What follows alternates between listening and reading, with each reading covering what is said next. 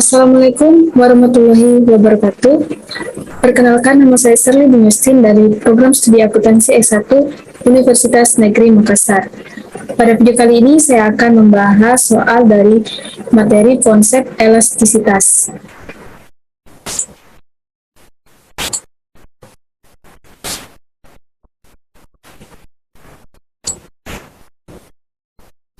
Di mana soal pada nomor 1, turunnya harga bensin dari 6.000 menjadi 5.000 per liter mengakibatkan naiknya permintaan mobil bekas dari 250 unit menjadi 300 unit per bulan.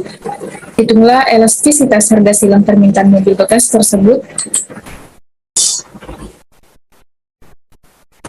Kemudian di sini diketahui P1-nya 6.000, P2 5.000, Q1 250 dan Q2 300. Yang ditanyakan adalah elastisitas demand atau permintaan, di mana rumusnya delta Q per delta T dikali P per QD.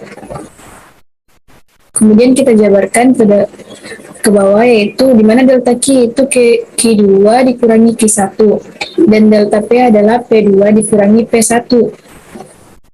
Maka 300 dikurang 250 per 5.000 dikurang 6.000 dikali 6.000 per 250 sama dengan 50 per minus 1.000 dikali 6.000 per 250. Hasilnya minus 1,2. Karena hasilnya kecil dari 1, maka permintaannya bersifat elastisitas.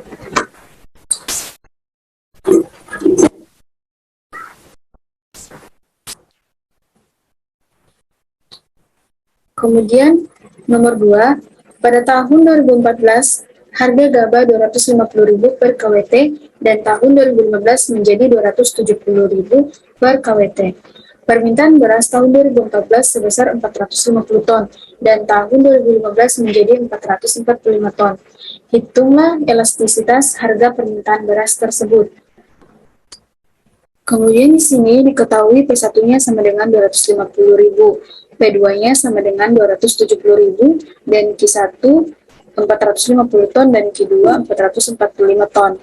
Nah, di sini yang dipertanyakan yaitu elastisitas demand, di mana rumusnya delta Q per delta P dikali P per QD, yaitu 445 dikurang 450 per 270.000 dikurangi 250.000. Dikali dengan 250.000 per 450.000 sama dengan min 5 per 20 dikali 250.000 per 450 sama dengan minus 25 per 180. Hasilnya minus 0,13. Karena hasilnya itu minus kurang dari 1, maka dia bersifat elastisitas.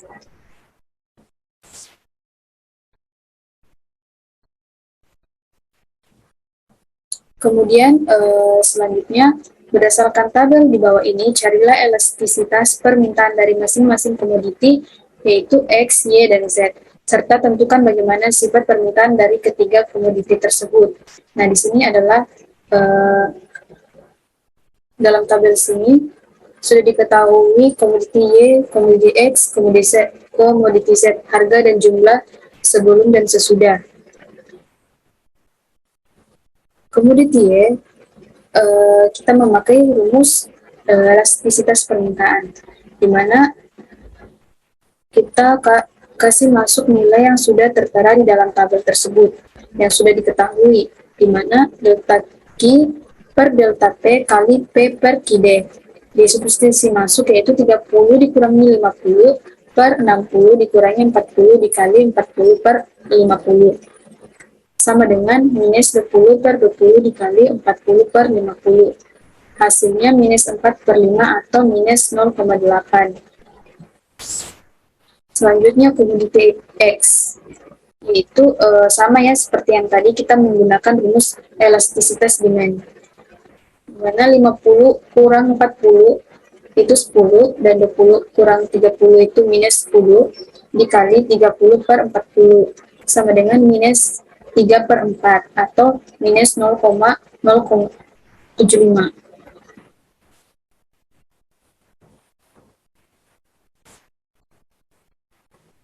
Kemudian selanjutnya komoditi Z, di mana komoditi Z itu sama seperti rumus yang kita gunakan tadi, yaitu ED-nya itu delta Q per delta P dikali P per QD. Kemudian kita substitusi masuk 15 dikurangi 20 per 20 kurangi 10 dikali 10 per 20. Hasilnya min 5 per 10 dikali 10 per 20, yaitu minus seperempat. Kemudian selanjutnya komoditi X, di mana komoditi X itu 35 dikurangi 15 dikali 20 per 40 sama dengan min 5 per 5 dikali 20 per 40. Hasilnya 2 per 4, atau sama dengan 0,5. Kemudian pada soal berikutnya, pada harga 75, barang X yang dibeli sebanyak 100 kg, diketahui price elasticity of demand adalah unitary, maka pada harga yang dinaikkan menjadi 80 rupiah, tentukan jumlah barang X yang dibeli.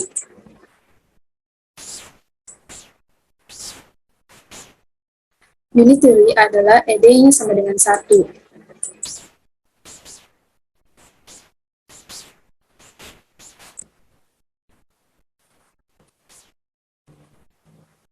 Unitary itu ED-nya sama dengan 1, maka kita masukkan rumus di sini, ED-nya sama dengan Q2 dikurangi Q1, atau ini sama dengan delta Q per delta P, yaitu P2 dikurangi P1 dikali P per QD.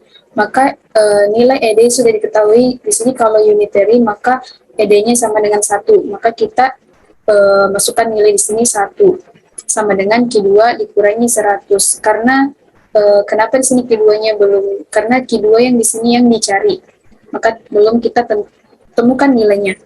Q2 dikurangi 100 per 80 dikurangi 75 dikali 75 per 100 sama dengan 1 sama dengan Q2 kurang 100 sama dengan minus 5 dikali 75 per 100. Maka di sini habisnya 5-nya, min 5 dengan 75, di sini 1, minus 1, di sini 15. Kemudian 100 kita kalikan dengan 1, maka di sini dapatnya 100 sama dengan dalam kurung Q2 dikurang 100 dikali 15 sama dengan 100,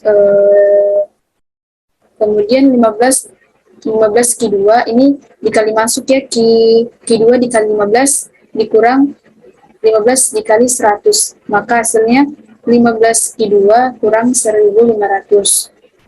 15 Q2 sama dengan 100 ditambah 1500. Kenapa di sini 100 ditambah 1500 kita pindah luaskan, di mana 15 Q2 itu dipindah luaskan ke kiri dan 100 dipindah luaskan ke kanan. Maka Q2-nya sama dengan 1600 per 15, hasilnya 106,6. Selanjutnya pada harga Rp7, barang Y yang dibeli sebanyak 14 kg, diketahui price elasticity of demand adalah 0,4, maka pada harga yang diturunkan menjadi Rp5. Berapa jumlah barang Y yang dibeli? Karena sudah diketahui elastisitas of demand-nya yaitu 0,4, maka kita hanya tinggal substitusi masuk dengan menggunakan rumus elastisitas demand, di mana Q2 yang sini yang dicari, maka kita substitusi masuk Q1 sama dengan 14, P2-nya sama dengan 5, dan P1-nya sama dengan 7, dikali P-nya yaitu 7 dan QD-nya sama dengan 14. 0,4 sama dengan Q2 dikurang 14 per min 2, itu hasil dari 5 kurang 7 dikali 1/2, itu 7 per 14. Masing-masing kita bagi 7. Kemudian 0,4 sama dengan Q2 dikurang 14 per 4. Kenapa per minus 4? Karena min 2 dikali 2 itu minus 4. Kemudian Selanjutnya 1,6. Ini 1,6 didapatkan dari 0,4 dikali minus 4. Dipindah luaskan ke kiri karena sudah dikalikan dengan 0,4. Sama dengan Q2 dikurangi 14. Kemudian Q2 ini kita pindah luaskan ke kiri untuk mendapatkan hasil Q2, nilai dari Q2. Maka di sini 14 dijumlahkan dengan 1,6, hasilnya 15,6. Kemudian soal berikutnya, berdasarkan tabel di bawah ini, carilah elastisitas silang dari komoditi Y dan komoditi X, serta antara komoditi Z dan komoditi X. Tentukan pula bagaimana sifat hubungan dari komoditi tersebut berdasarkan elastisitas silang.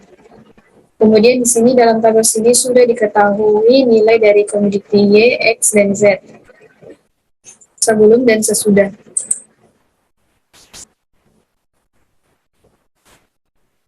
Akan ditanyakan adalah elastisitas silang komoditi X dan Y, maka kita menggunakan rumus ED atau elastisitas demand menggunakan ini, persen delta QY per persen dari delta PY, sama dengan persen 0,2 per persen dari 0,1 sama dengan 2. Kemudian selanjutnya elastisitas silang Z dan X,